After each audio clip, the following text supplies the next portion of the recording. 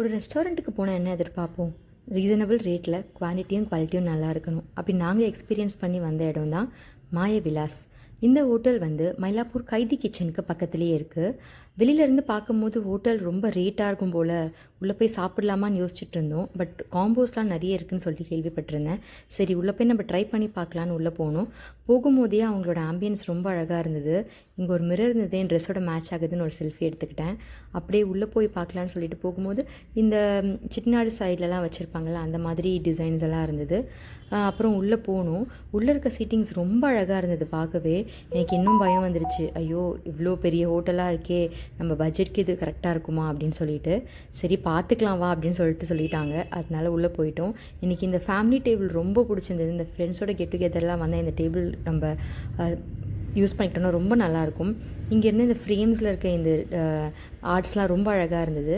சரி நம்ம வந்து இந்த காம்போக்காக தானே இங்கே வந்திருக்கோம், காம்போவில் என்னென்ன இருக்குதுன்னு பார்க்கலான்னு சொல்லி கேட்கும்போது Chettinad chicken with parotta, small dosa, அப்புறம் வந்து இடியாப்பம் இருக்குதுன்னு சொன்னாங்க. பாப்பா இருக்கிறதுனால நாங்கள் இடியாப்பமே சொல்லிட்டோம். அப்புறம் 200 ஒரு Schezwan fried rice and chilli chicken combo வாங்கியிருந்தோம். அதுக்கப்புறமா நூடுல்ஸும் ட்ராகன் சிக்கன் காம்போவும் ஒன்று சொல்லியிருந்தோம்.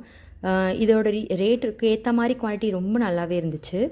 நாங்கள் கூட ரொம்ப கம்மியாக தருவாங்களோன்னு நினச்சோம். பட் இல்லை, கரெக்டாக இருந்துச்சு. எனக்கு 4 இடியாப்பமுக்கு செட்டிநாடு சிக்கனுக்கு வந்து 99 ருபீஸ் வந்து ரொம்ப ரீசனபிள் ரேட் தான்.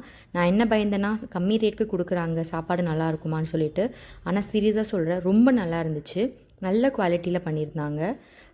அந்த கிரேவி, செட்டிநாடு கிரேவி பார்த்திங்கன்னா நம்ம தனியாக காசு கொடுத்து வாங்குறதுல இருந்த குவாலிட்டி தான் கொஞ்சம் கொடுத்துருந்தாங்க. பீசஸ் மட்டும் கொஞ்சம் கம்மியாக இருக்கும், அந்த ரேட்க்கு ஏற்ற மாதிரி இருக்கும். செஷ்வான் ஃப்ரைட் ரைஸோட இந்த சில்லி சிக்கன் எனக்கு ரொம்ப பிடிச்சிருந்தது. சீரியஸாக சொல்கிறேன், நல்ல ஹோட்டலில் ரீசனபிள் ப்ரைஸில் சாப்பிடணுன்னா ஒரு வாட்டி போய் இங்கே ட்ரை பண்ணி பாருங்கள். நூடுல்ஸுமே எனக்கு ரொம்ப பிடிச்சிருந்து. நான் மோஸ்ட்லி நூடுல்ஸ் வாங்க மாட்டேன், ஆகாஷ் தான் வாங்குவாங்க. சரி அவங்க வாங்கினதை டேஸ்ட் பண்ணி பார்க்கலான்னு பார்க்கும்போது எனக்கு ரொம்ப பிடிச்சிருந்த நூடுல்ஸு. ட்ராகன் சிக்கனோட குவான்டிட்டியில் ரொம்ப அதிகமாக இருந்தது. எனக்கு வந்து சில்லி சிக்கனை விட ட்ராகன் சிக்கன் கொஞ்சம் ட்ரையாக இருந்தது, கொஞ்சம் ஹார்டாக இருந்தது சாப்பிட. அது மட்டும்தானே தவிர பட் டேஸ்ட் எல்லாமே ரொம்ப சூப்பராக இருந்தது. இந்த காசுக்கு இது கண்டிப்பாக வர்த்து தான். ஒரு வாட்டி போய் ட்ரை பண்ணி பாருங்கள். அப்புறமா கடைசியாக கோலி சோடா வாங்கிட்டேன். நான் தான் இதை உடைப்பேன், அவங்க வச்சுருக்க அந்த ஓப்பனர் வேண்டான்னு சொல்லி எப்படியோ கஷ்டப்பட்டு அசிங்கப்படாமல் உடைச்சிட்டேன்.